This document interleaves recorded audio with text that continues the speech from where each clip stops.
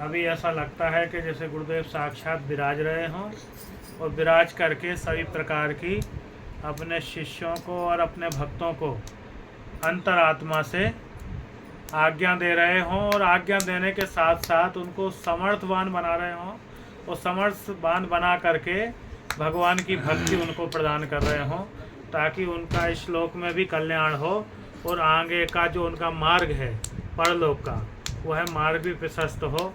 हमारे सुरेश चतुर्वेदी जी ने पूरे परिवार के साथ मिल कर के, मैं सेवक समेत सुत नारी, पूरे परिवार के साथ मिल कर के परम पूज्य प्रातः स्मरणीय पंच रसाचार्य जी महाराज जी के परम कृपा भाजन परम पूज्य प्रातः स्मरणीय श्री सिया वल्लभ दास जी महाराज जी की तन मन धन सब प्रकार से सेवा करके उनको इतना आनंदित किया। और महाराज जी भी इतने फक्कड़ स्वभाव के थे कि जैसे छुपे हुए संत रहते हैं, उनमें से थे। कभी अपनी भक्ति को प्रकट नहीं होने दिया, कभी अपने स्वरूप को प्रकट नहीं होने दिया। और भगवान के इतने बड़े उपासक थे कि वह कभी भी अपनी उपासना का किसी के सामने प्रदर्शन तो क्या, कभी भी आवाज़ भी नहीं होने देते थे। और जिसके सिर कर तर धर्यो तासु करतल नहीं आड़्यो, जैसे भक्तमाल में कथा आई है महापुरुषों की, वैसे ही अपने शिष्यों के ऊपर हमेशा उनकी कृपा बनी रही। और जिसके ऊपर अपना कर कमल रख दिया वह इस लोक में भी आनंदित है, और हम समझते हैं कि वह परलोक भी उसका सुधर जाएगा इस श्लोक में रहते हुए। और भगवान की भक्ति सालोक सारूप सायुज्य, तो भगवान की दया से उसको प्राप्त हो ही जाएगा गुरुदेव के आशीर्वाद से। उसको जो भगवान की अविचल भक्ति है वह ऐसे संत महापुरुषों के सानिध्य में रहने से, उनके आशीर्वाद से, उनके वरद हस्त शिष्यों के मस्तक पर रखने से वह प्राप्त हो जाती है और उनका कल्याण हो जाता है। आज महाराज जी की पंचम पुण्यतिथि है।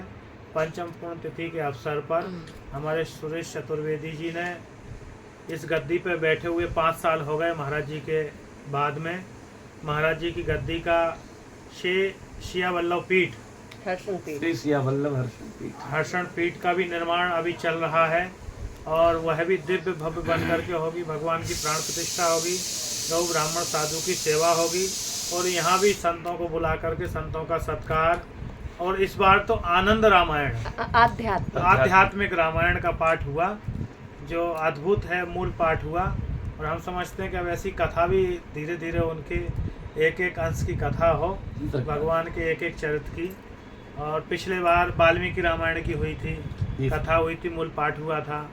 और उसके पहले अखंड रामायण भी हुई, रुद्राभिषेक भी हुआ। माने साल में कुछ ना कुछ 2-3-4 बार इस पीठ पर हो जाता है, संतों का आगमन रहता है।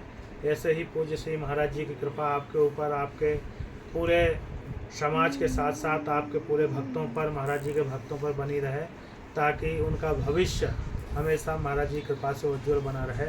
जय जय श्री सीता, श्री सद्गुरुदेव भगवान की जय हो, श्री महाराज जी की जय हो।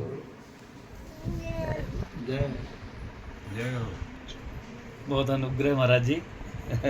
हम लोगों को तो थोड़ा सा संशय था आज कि शायद महाराज जी बहुत व्यस्त हैं आज, और महाराज जी ने बताया था, तो लेकिन कुछ ना करे देखना आ जाएंगे महाराज जी। तो आ ही गए आप, और सब संतों के साथ में बड़े